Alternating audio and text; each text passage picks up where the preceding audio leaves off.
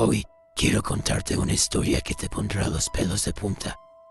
Si eres amante del terror y lo paranormal, prepárate para sumergirte en lo que no debería haber sido descubierto. Porque lo que te voy a relatar no es solo un cuento de miedo, es una experiencia que ha estado oculta por generaciones, esperando ser desvelada. Esta es la historia de un lugar olvidado por el tiempo, un refugio que nunca debió existir, la Casa de los Condenados. Hace unos meses, un grupo de investigadores paranormales, conocidos por haber explorado algunos de los lugares más malditos del mundo, decidieron visitar una mansión que se encontraba en un rincón remoto del país. Esta casa, a lo largo de los años, había sido protagonista de varios rumores, desapariciones inexplicables, luces extrañas durante la noche y la leyenda de un antiguo culto que la había convertido en su hogar. Los relatos decían que quienes osaban acercarse nunca volvían. La casa estaba ubicada a las afueras de un pequeño pueblo, rodeada por un espeso bosque. Nadie se acercaba allí, y los aldeanos evitaban mencionar su nombre. Los pocos que habían osado hablar sobre ella afirmaban que la casa estaba maldita, como si algo oscuro se hubiera apoderado de ella, esperando atraer a los incautos. Pero, como ocurre con los más valientes, los investigadores llegaron.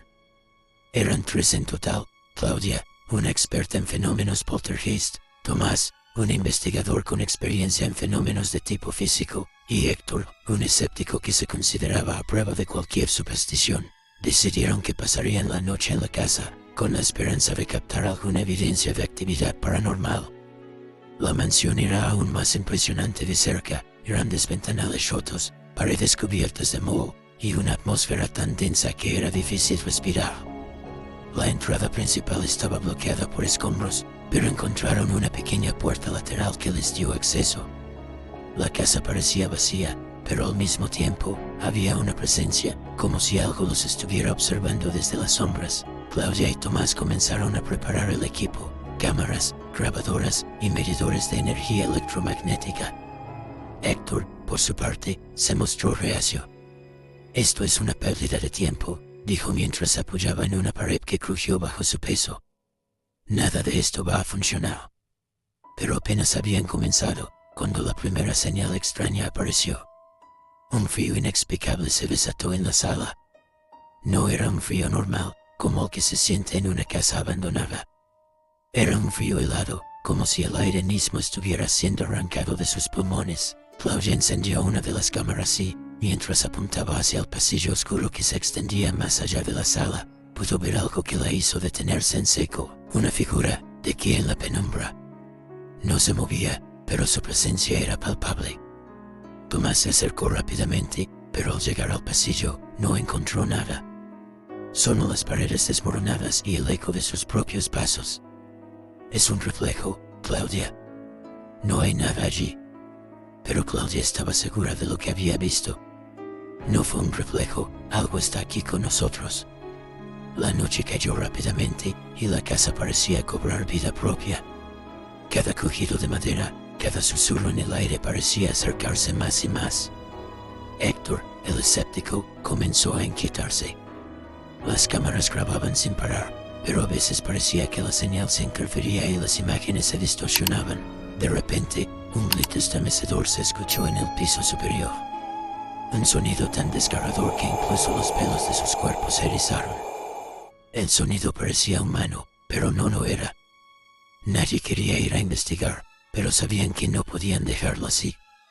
Claudia y Tomás subieron por las escaleras, con las luces de las linternas temblando en sus manos.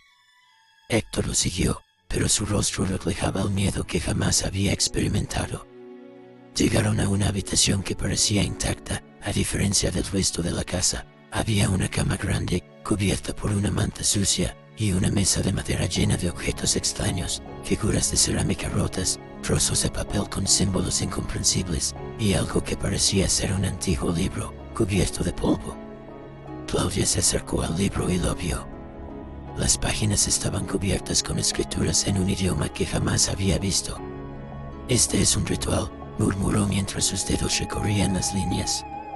Tomás la miró con creciente preocupación. «Claudia, no deberías tocar eso», pero antes de que pudiera decir algo más, un rugido profundo, como el de una bestia hambrienta, casa tembló y las luces parpadearon violentamente. Héctor, en pánico, comenzó a retroceder, pero en el instante en que lo hizo, la puerta de la habitación se cerró de golpe, dejándolos atrapados dentro. Claudia, tomada por una fuerza desconocida, empezó a leer las palabras del libro en voz alta, como si una voluntad ajena la hubiera poseído. «¿Qué estás haciendo?», gritó Tomás, pero Claudia no lo escuchaba. Estaba en trance. De repente, la figura apareció de nuevo, esta vez mucho más cercana, justo frente a ellos. La criatura, o lo que fuera, se materializó en la oscuridad, envuelta en una capa de sombras negras que parecía absorber la luz. Su rostro, si es que se podía llamar rostro, era una masa amorfa de piel pálida y ojos vacíos, sin pupilas, solo oscuros pozos que reflejaban la oscuridad misma. La criatura comenzó a moverse hacia ellos, y Tomás, aterrorizado, intentó empujar la puerta para escapar. Pero la puerta no se movía. Era como si estuviera sellada por una fuerza invisible. La figura avanzaba, lenta pero incesantemente. Cada paso que daba era acompañado por un susurro bajo, como si hablara en una lengua olvidada. Claudia, aún inmersa en el ritual, comenzó a convulsionarse, como si la entidad estuviera controlando su cuerpo. La figura extendió su mano hacia ella, pero Tomás, en un último intento desesperado, la apartó. Sin embargo, cuando tocó su brazo, un grito desgarrador llenó la habitación. Las paredes comenzaron a sangrar. La casa, en su totalidad, parecía estar viva, gritando de dolor. Unas luces rojas brillaron desde el pasillo, como si miles de ojos ardieran en la oscuridad, observándolos. Héctor, de espaldas a la puerta, intentó gritar, pero su voz se apagó en el aire. La criatura lo miró fijamente. Su rostro, si se podía llamar rostro, se acercó a su oído y susurró algo en un idioma que no pertenecía a este mundo. De repente, las luces se apagaron por completo. El sonido de los latidos de su propio corazón era lo único que se escuchaba. Cuando la luz volvió a encenderse, la criatura ya no estaba. Ni la casa, ni sus amigos. Solo quedaba la cámara de grabación en el suelo, con un último video grabado.